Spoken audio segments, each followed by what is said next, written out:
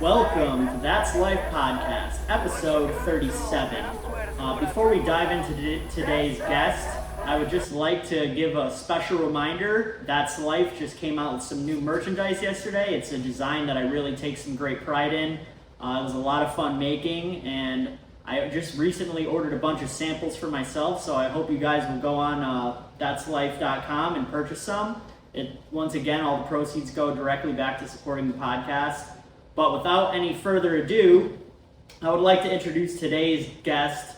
It is my pleasure to introduce Ebony Davis-Martin. She is an author. She also hosts a podcast called the SoulFlow Experience, and it's geared towards mothers with autistic children, which I find very fascinating and interesting. I was able to listen to a couple episodes recently, and she really harnesses the idea of mindfulness, which has been a near and dear thing to my heart over the last several years.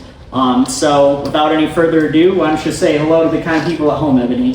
Hello everyone. I'm so glad to be here and speaking with Jordan today.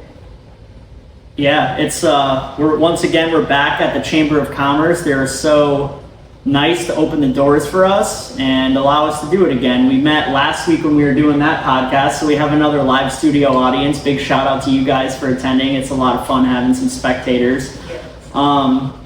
But anyway, with that being said, let's get into more about you. So why don't you tell us a little bit about your story and how you got to the place of writing a book and starting a podcast?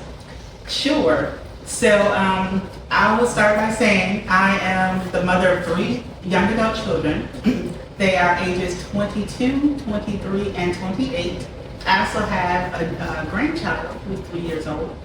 And my youngest, my 22-year-old, he was diagnosed with autism when he was about 5 years old. And it's a challenge, to live with an autistic individual having that diagnosis, because it's not easy for them. And so because of the challenges that I've gone through with my son, I wanted to encourage other moms as a way to let them know that they're not alone. So how better to do that than to put my story out there so I can open myself up so people can see, hey, someone else is going through this too.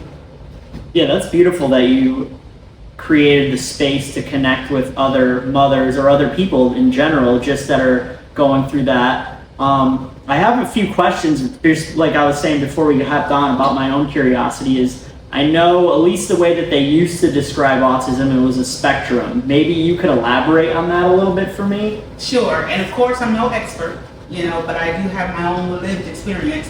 But the professionals say spectrum because there's actually a phrase in the community: when you've met one person with autism, you've met one person with autism. Mm-hmm. Everyone, as we all, are unique in our own ways, but a person with that diagnosis can be, across a spectrum, which is why they say that a person can function in this aspect or function in this way very differently than someone else with that same diagnosis. I got you. That makes sense. So, like, somebody could be nonverbal, and then somebody else that is diagnosed with autism could be extremely verbal and extremely communicative, but then they might have fear of crowds or something along those lines. Okay, so that makes sense. And I believe you had an excerpt from your book that you wanted to share. Do you want to share that? Sure. So the title of my book is The Journey to the Freedom Within You. And the excerpt that I'm reading is from part 1, Guiding Human Awareness to Soul Purpose. This is going to be part 1 of a 3-part series. The first part is the only one written as of yet. But what I did is I created the content in such a way that it's broken down into chunks of pieces. It's not one big, long book at a time. Mm-hmm. So I just want to preface with that. So here's an excerpt. In all of the advocating that I've done to have my son's needs met, I've had to learn to do the same for myself. Not that I was incapable of doing so, but because I didn't think that I was worthy of doing so. Wow, that's heavy. It's not that I couldn't do it. It was that I thought that I wasn't worthy of it being done.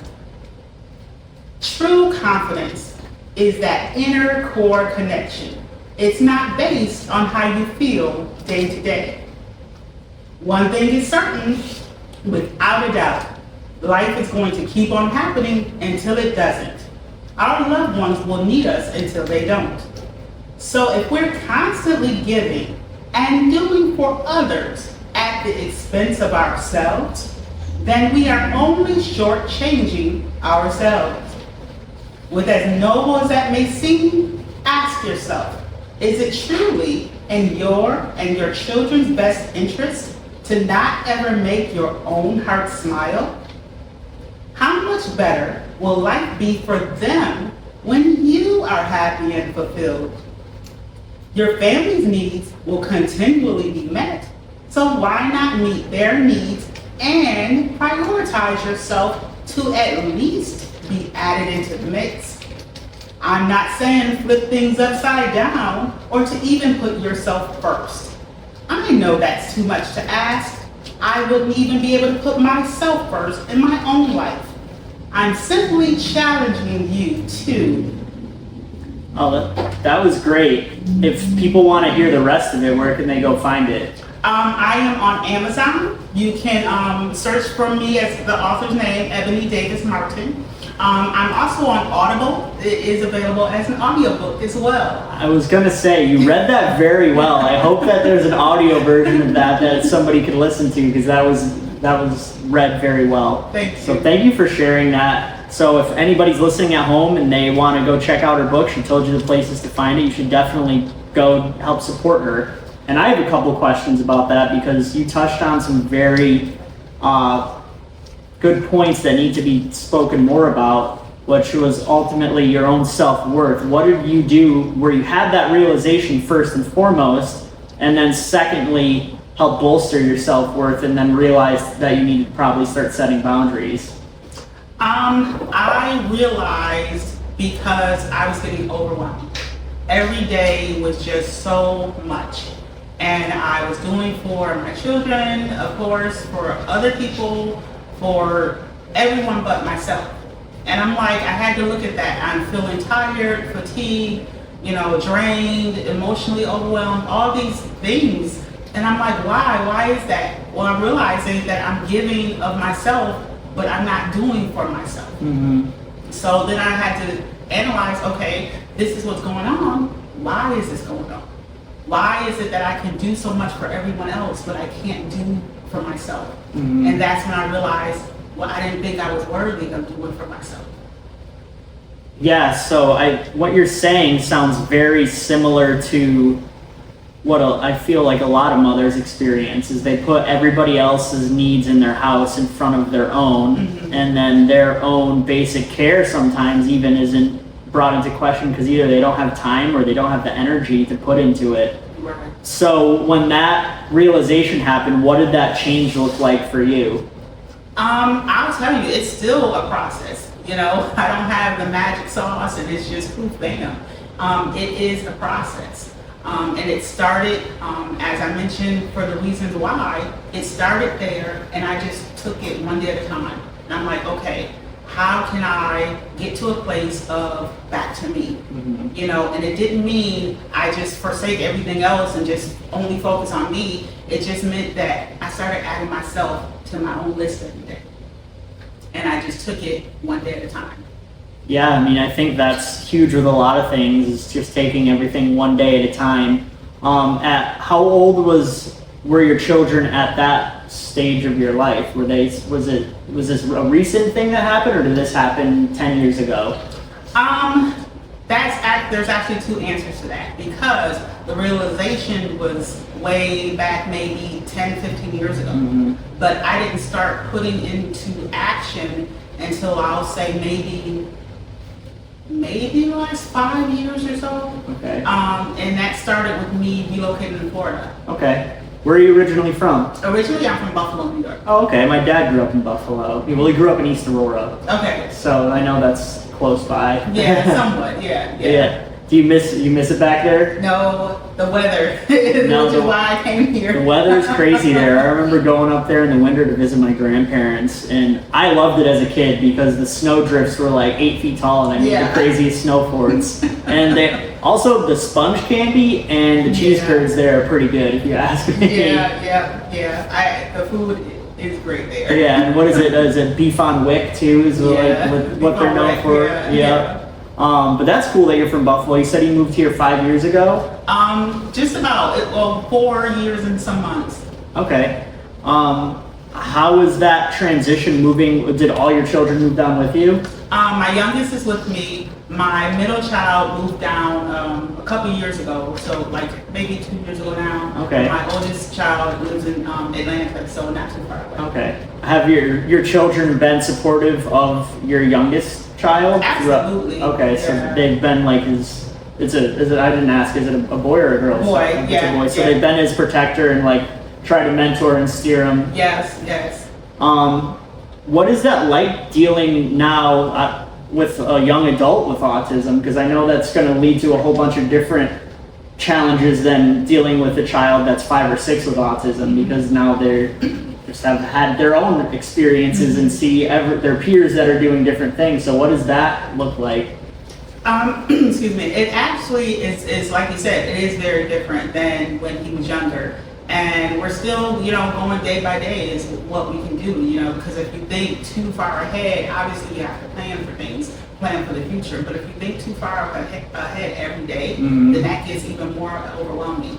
So we just kind of take it day by day and try to see about his goals, what does he want to do in life, and how we can make that happen so he can have an enjoyable life. Oh, that's awesome. And what I'm hearing through all of this is it sounds like you're trying your absolute best to just be mindful, and mindfulness comes from living like moment to moment and being as present as possible. What was your introduction to mindfulness? Did you read about it? Did you hear it in a podcast? Did you see it in a YouTube video? I actually did read about it. I'm an avid proponent of the library. Money had been tight, in several times in my life, and the library is always there. So, great resource. So yeah, I had found the book. I'm not gonna say the author because I don't want to mess up the name, but I believe the last name was Seligman. I believe Martin Seligman. Okay. Had a book about mindfulness, and it was pretty awesome.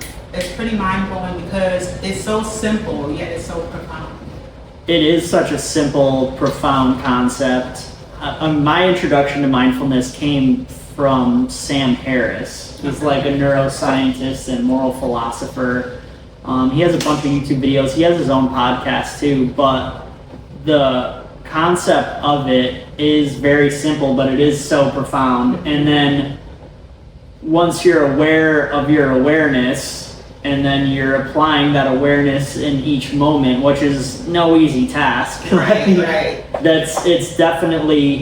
It's a practice, which I think, I don't know if you do or you don't, but at least the way Sam Harris talks about it is he correlates it with meditation and then emphasizes doing meditation practices to help increase your mindfulness, because when you slow down and you're breathing and you're being aware of what you're doing in that exact moment, it's easier to kind of carry over throughout the day. So I don't know if that was maybe laid out to you similarly, or you found that on your own? Yeah, it was pretty similar. But for me, just with the busyness of life that I manage every day, meditation is something that I want to achieve, but just have not been able to do it. So for me, I just mostly focus on breathing, breath work, taking those deep breaths through the nose and out through the mouth longer than you inhale, exhale longer than you inhale. And even on the way driving over, just taking that deep breath, and it really kind of grounds and centers you.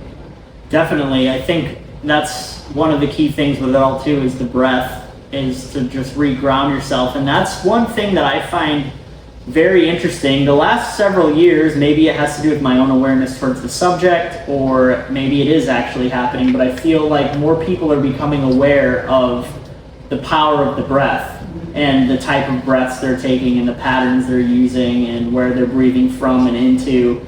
And it can be super powerful. I don't know have you ever done any like guided breath work classes with people that almost like, at least the one, is it holotropic breathing? I don't remember the exact type of what breath it is, but I could describe like the classes that I've been to.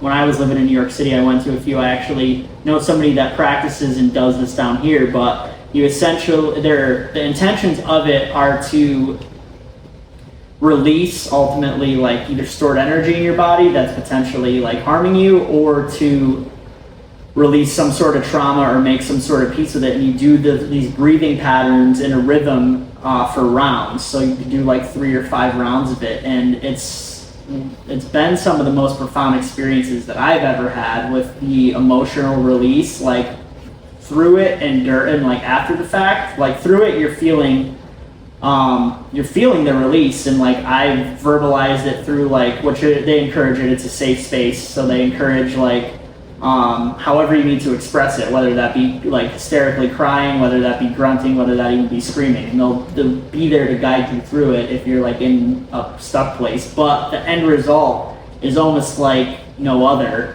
I've like left there feeling so much lighter and so much just at peace within myself. I don't know if you've ever done any breathwork classes like that.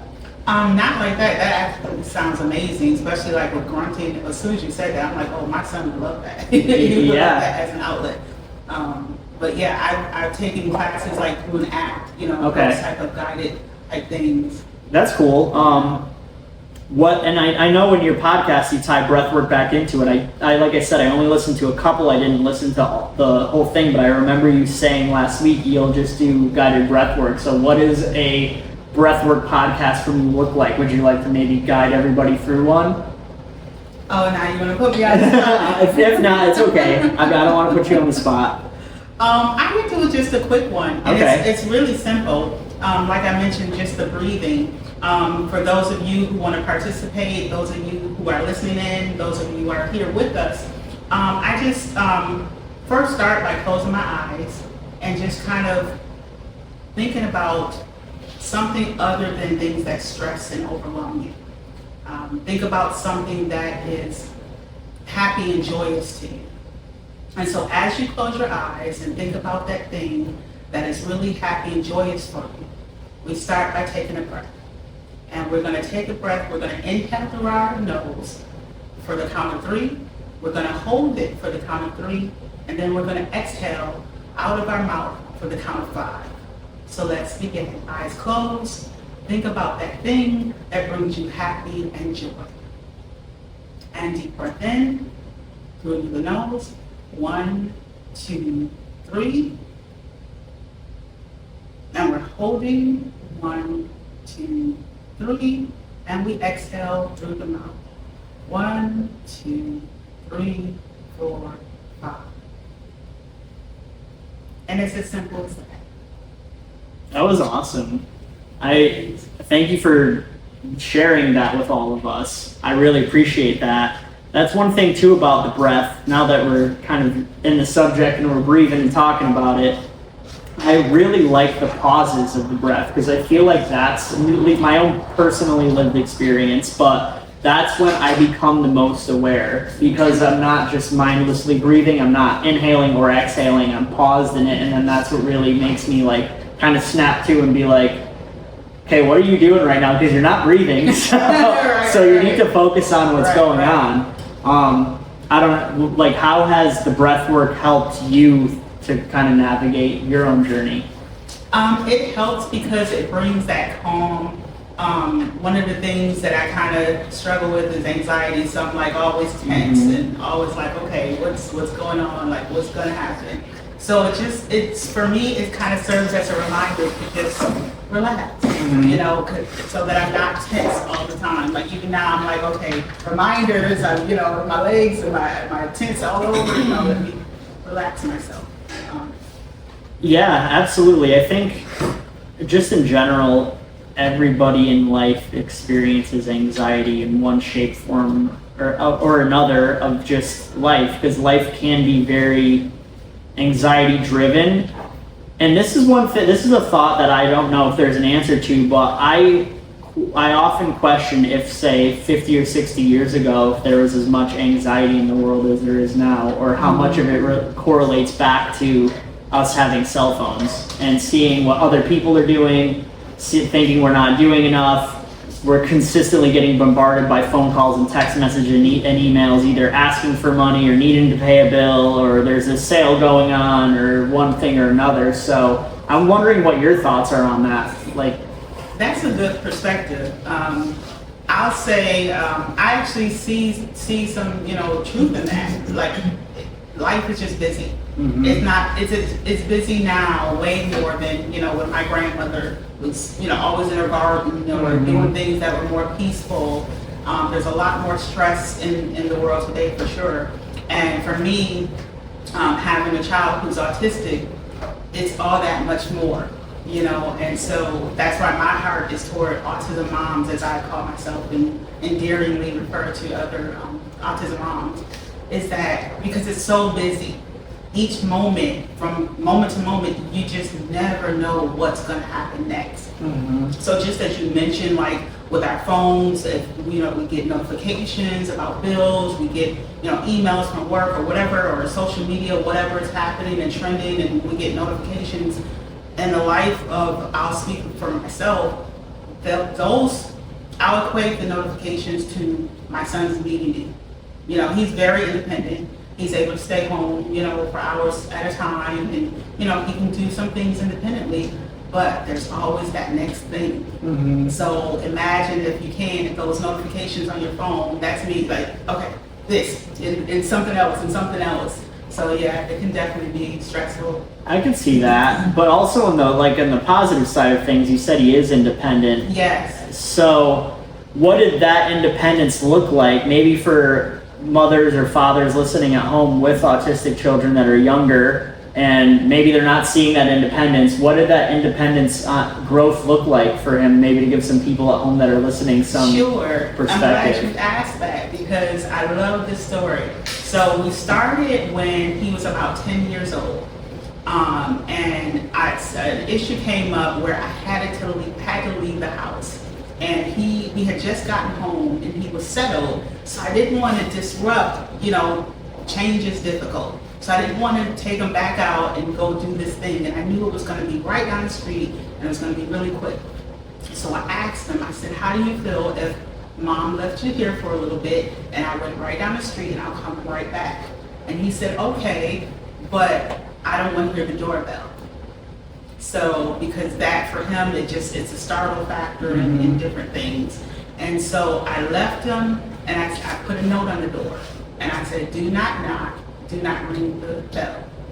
And to this day forward, I still have a note on my door and it has my cell phone number so people can call if they need, if I'm not home. But I started with him and that was like not even 5 minutes. I left him home and I went down the street and did what I had to do. And came back and he was fine. He was playing with his toys and action figures and he was fine. And I built on that. Mm-hmm. So the next time it was a little bit longer, it was a little bit further, and I made sure he had whatever he needed.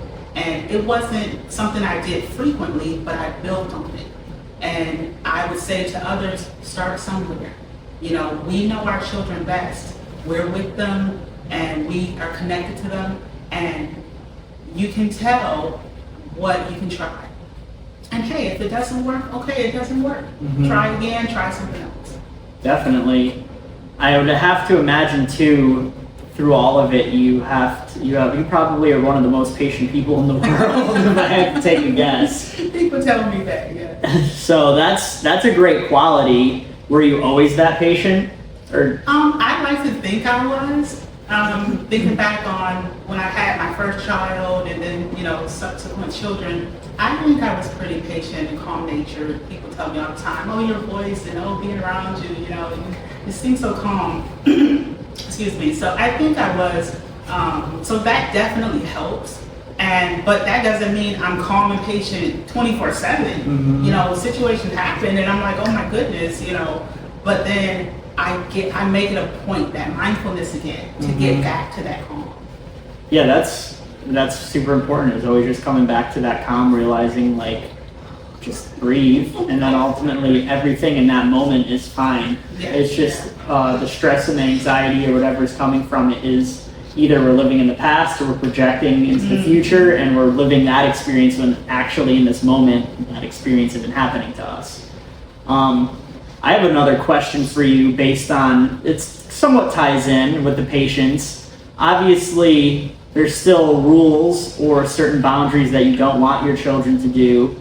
And this is obviously only your experience. Every parent's going to discipline their child differently. But what does discipline look like, obviously coming from a loving perspective? What does that look like with having a child with autism from you? So the good question, really good question. So for me, and I actually talk about that in the book a little bit, it stemmed from the type of person I am and the type of parent I wanted to be, and knowing each of my children, because discipline doesn't look the same for everyone. And I just want to take a moment to say, discipline means teaching and guiding. Lots of times in certain communities especially, people hear discipline and they think spanking, they think, all these other type of things. And I'm not saying what a person should or shouldn't do. But for me, discipline is teaching and guiding. And setting boundaries. And for my son particularly, who's autistic, what worked best for him was natural consequences. So if he was going to set a glass of water on the table hard, then guess what? That water is going to spill out and now you have no water. And then there's a teachable moment. Okay, next time let's set the glass down easily, then you'll have no water. Things like that. Yeah, definitely. I think that sounds like would be interesting to discipline that way based on my perspective at all, because my head is thinking of like a million different things, but then I guess it does make sense from a standpoint of the natural consequences, and I'm sure just based on his own perception of the world, a lot of the things that I'm even thinking about probably he's not even thinking about, so a lot of it's going to be it's going to be something simple like putting a glass down and don't slamming it, or slamming the door potentially and making a loud noise that he doesn't like. So he's obviously and then that's a teachable moment. But maybe we could get into a story of one of the teachable moments. I know you kind of just gave an example. Do you have anything else that really sticks out in mind of an example of that happening? A specific example. I mean, there's so many. Every day, there's something. So I'm trying to think of something relevant, something we said, or even in the past of a teachable moment. And it's in this moment, because that question is I feel like I'm on the spot. Think of an example. You're good. I don't want to put you on the spot. But I don't know. I'll say, another thing that I do with him. And I've gotten different perspectives on this. So in our household, we typically, with my son, don't use the word no. Okay. Because the word no is a trigger. He won't hear anything else after no. And then that's going to, create problem behavior, because the answer was no and it doesn't matter anything else. So, and I kind of grew up in early child care because my mom had a home-based daycare and accredited home-based daycare. So I had a lot of things that I learned from that. And so instead of saying no, I say not right now, or we'll see, or let's think about it. Or if I knew the answer was going to be yes, I would say, well, you can have that on this date. And basically my approach is to help him to understand and process, and not just to impulsively do something. Because then there's going to be, he's hitting, or he punched a hole in the wall, and then now we have to try to, react and respond, reactively. I try to have a proactive approach to try to prevent any of these things from happening, and so that he's growing and learning based on that. Yeah, that makes a lot of sense, and I feel like once again that ties back into mindfulness, and then just ultimately being aware of what you're saying, and then proactively thinking about what outcome that you would like to have happen. So let's engage in a manner to try to encourage that. I actually have another one. Okay. So also with all of my children, but with my youngest son in particular, I would give him a choice within what I wanted him to do. Mm-hmm. You know, if I knew that, you know, something was going on, I would say, okay, you can do this or this, you can have this or this. I find that other people working with my son in different, you know, educational environments or whatever, they would give him choices of something that they really didn't want him to pick. And that didn't make sense to me. Mm-hmm. You know, that created issues. So I would kind of control the situation that way. You know, by saying, hey, these are your two choices. Which one are you going to have? And again, kind of giving him, you know, helping him to develop those skills to make better choices. No, that makes a lot of sense. I feel like that tactic or that negotiation works well with anybody. Essentially, if you have something you want done, and like in the past when I've been in leadership positions at work, and I know that something's had to get done, I would even like I'm volunteering myself. I'll be like, you could pick one. Both of these need to get done. You could pick whatever one you want. If you want to leave me with the harder task, or if they're both of equal, I guess, difficulty, then it doesn't matter. But they both need to get done, and I want to share the effort. So pick one. Like allow them to choose. That way, they feel like they're being heard, and they're allowed to continue on that way. I have one more question that I was thinking of. I know that you mentioned change is hard. How did your son respond to moving? Because I feel like that's probably that's a big life change for anybody. Mm-hmm. So how did that end up looking like for you, and were you able to kind of maneuver through that? Moving is always difficult, whether it's house to house, city to city, state to state. And actually, we were very blessed in the fact that, for one, my son he's very caring. You might not see it always, but he's very caring. And I explained to him that for my health, I needed to be in a warmer climate. Mm-hmm. And he was kind of on board for that. Of course, there was preparations to help him, you know, adjust to it. And for him, generally what I do is I get him used to the idea. And it's kind of like I have to find a sweet spot, because I can't tell him things too soon, and I can't tell him too last minute either. Mm-hmm. So it's like finding that sweet spot. And then once he knows, then I kind of build on that and like, okay, I reinforce or reiterate that, you know, remember, we're going to be moving soon or whatever have you, just to get him used to that idea, because that's what is difficult about change. It being something new and not knowing what that's going to look like. So preparation has been key. That makes a lot of sense. I think just easing him into the idea, not too far ahead of time, but not last minute either.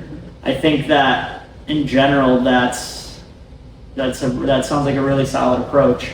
I think I could start wrapping this up, unless there's anything else that maybe you would like to share and leave the people at home with that are listening, that they could, like one takeaway that you'd like anybody listening to bring home with them.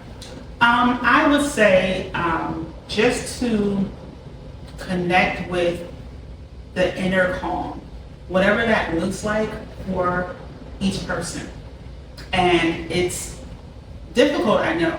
You know, whether a person has a loved one with autism or any special need, or not. You know, even a busy adult who might not have any children. Mm-hmm. You know, we all have stress and overwhelm, and we get so focused on meeting the goal and doing the thing, but don't forget about the process. It takes time. It's not going to just, as I say, it's not going to poof overnight.